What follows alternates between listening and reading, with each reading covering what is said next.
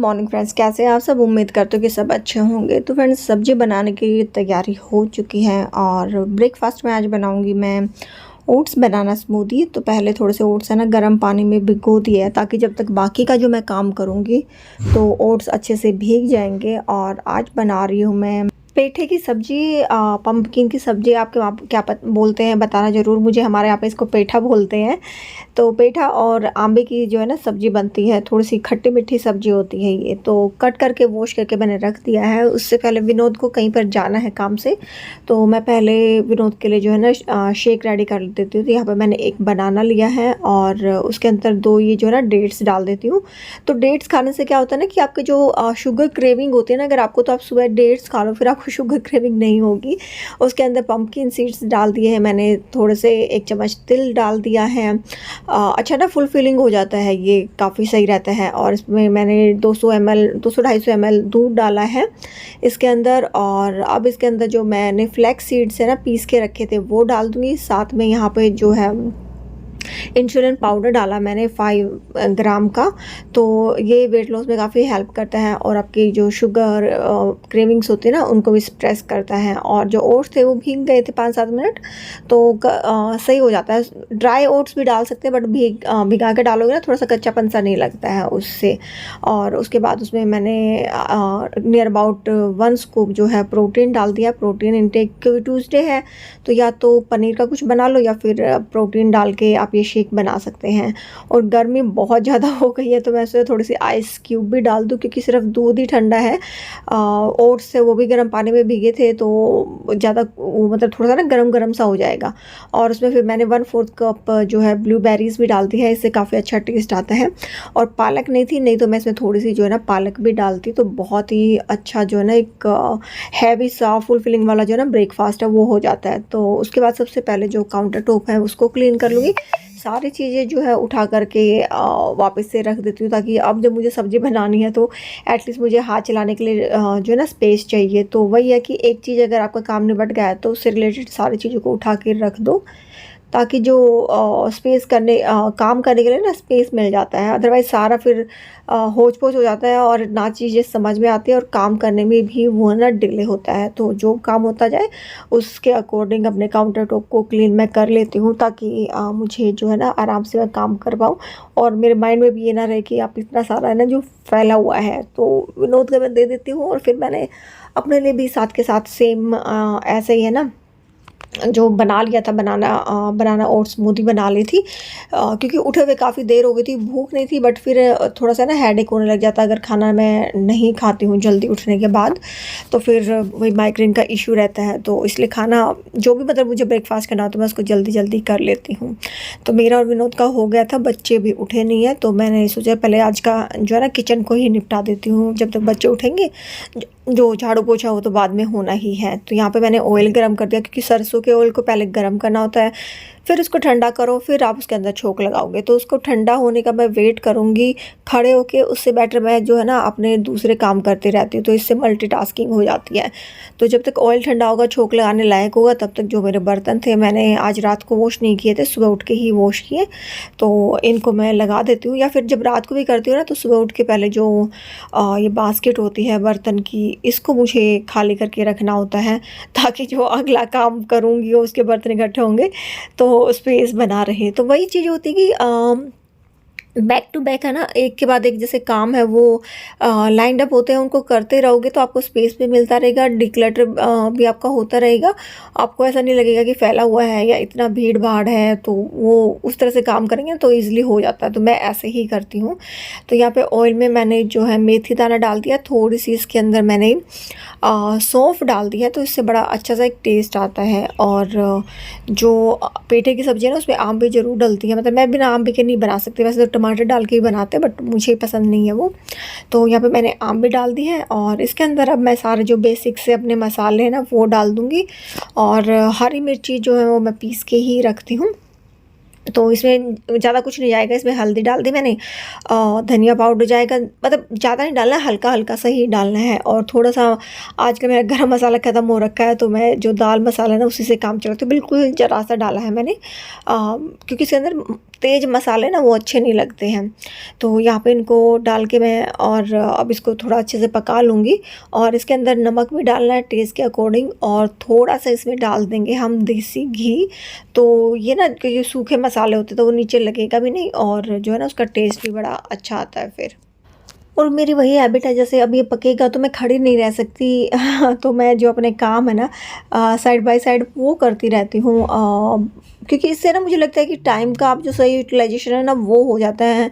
और मल्टीटास्किंग तो होना ही चाहिए। हम जैसे चाय वगैरह भी बनाते हैं तो उसमें खड़े ना रहें, जो दूसरे काम है वो करते रहे, या ऐसे ही सब्जी है तो इसके साथ है ना बहुत सारे काम कर सकते हैं। तो जैसे नमक ख़त्म हो गया था तो मैं अब इसको साथ के साथ डाल दूँगी, या फिर दिन में किसी को चाहिए और इसमें होगा नहीं तो फिर वही, या फिर से आपको वो यही काम करना है। तो जब आपके पास टाइम है एक चीज़ के लिए आपको, क्योंकि सब्जी को छोड़ के तो मैं किचन के बाहर काम नहीं कर सकती, तो एटलीस्ट जो किचन में पेंडिंग काम है वो मैं जो है निपटा सकती हूँ। तो छोटी छोटी चीज़ें हैं जिससे कि मल्टीटास्किंग कर सकते हैं हम और अपने टाइम को सेव कर सकते हैं, और किचन को अच्छे से ऑर्गेनाइज एंड जो मेंटेन है वो कर सकते हैं।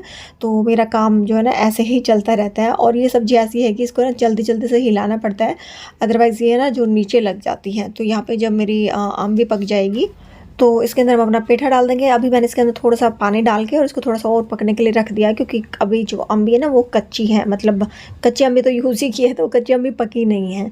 तो मेरा जो सब्जियां हैं वो मोस्टली आजकल पता आपको मैं कंट्री डिलाइट से ऑर्डर करती हूँ। तो मैंने अनियन, और मैं मार्केट भी जाती हूँ ना जब मुझे सब्जी मंडी लगती है, तो मैं अनियन और जो आलू है वो कम ही लेके आती हूँ, क्योंकि यहाँ पे ना मुझे सही रेट में मिल जाता है। कई बार ऑफ़र होता है कि 3 रुपये में या 4 रुपये में आधा किलो 450 ग्राम जो है ना वो प्याज मिल जाते हैं।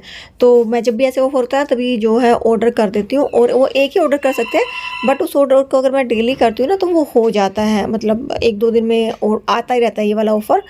तो मेरे प्याज का ना जो कोटा है, आलू का कोटा, वो वहीं से पूरा हो जाता है, रेदर देन कि मैं मार्केट से 30-40 रुपए किलो लेकर के आऊँ। तो वही मैंने मंगवाए हुए थे तो उनको मैंने ट्रांसफ़र कर दिया है।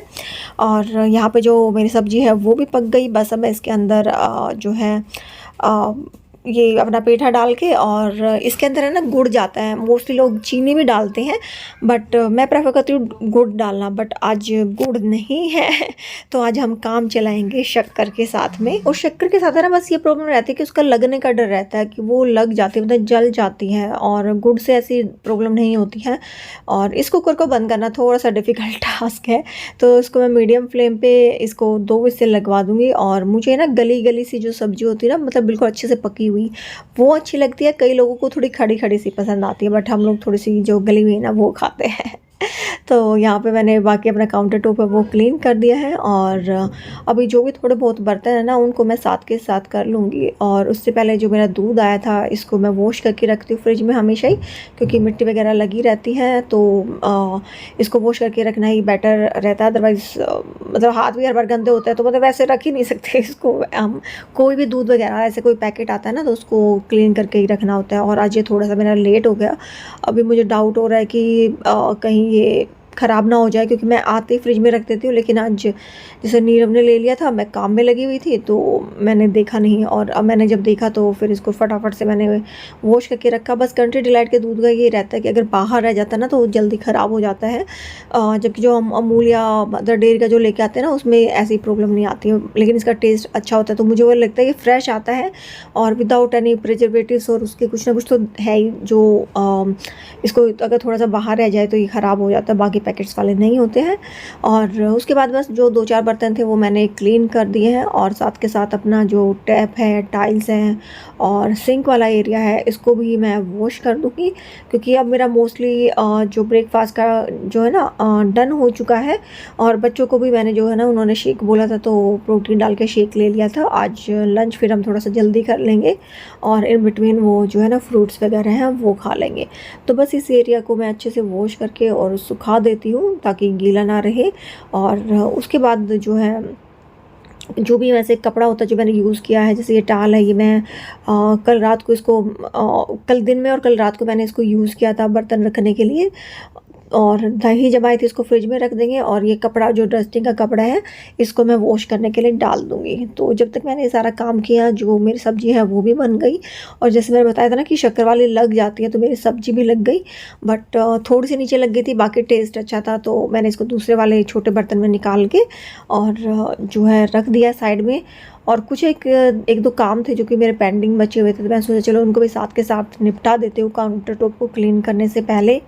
ये मैंने धनिया मंगवाया था, साबुत धनिया पीस के ही मैं यूज़ करती हूँ, और कई लोग इसको भून के भी हल्का सा जो है ना भून के यूज़ करते हैं, बट मैं बिना भुने ही यूज़ करती हूँ।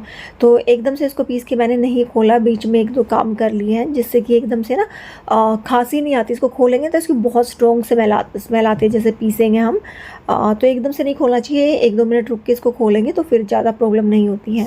तो इसको मैंने एक डिब्बे में निकाल दिया है, और इसको बस पोंछ के रख दूँगी कि मैं अपना कनाडा लेके जाऊँगी इसको। तो उसी को मैंने पीस के रख दिया है। ये 100 ग्राम के पैकेट थे, तो 200 ग्राम जो धनिया मैंने पीस के रख लिया। और थोड़ा-सा घी बचा हुआ था, तो मैंने सोचा इसको निकाल दूँ, लेकिन जिसमें निकालना है वो तो ऑलरेडी फुल हो रखा है, तो इसको वापस से रख देती हूँ। 1-2 दिन में इस बोतल को खाली करके फिर इसको भी वॉश कर लूँगी।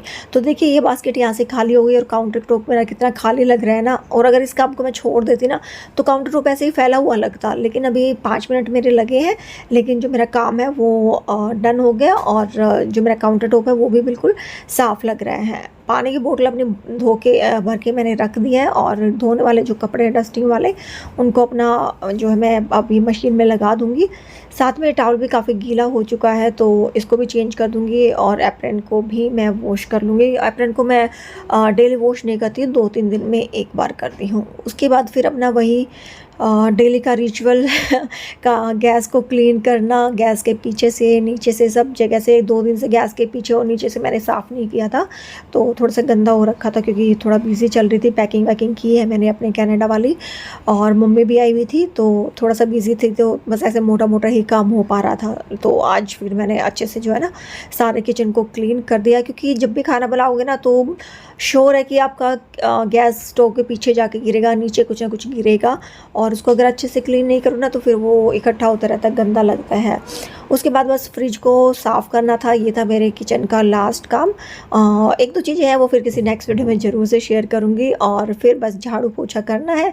तो किचन से पहले झाड़ू निकाल देती हूँ, ताकि एक जो मेरा काम है वो डन हो जाएगा, और फिर बेडरूम को, बच्चों वाले रूम को जब क्लीन करूँगी तो फिर सारे घर में एक साथ झाड़ू लग जाएगा। तो ये था मेरा किचन का छोटा सा मॉर्निंग रूटीन व्लॉग। होपफुली आप लोगों को पसंद आया होगा। नेक्स्ट वीडियो में मिलूँगी, तब तक के लिए बाय बाय।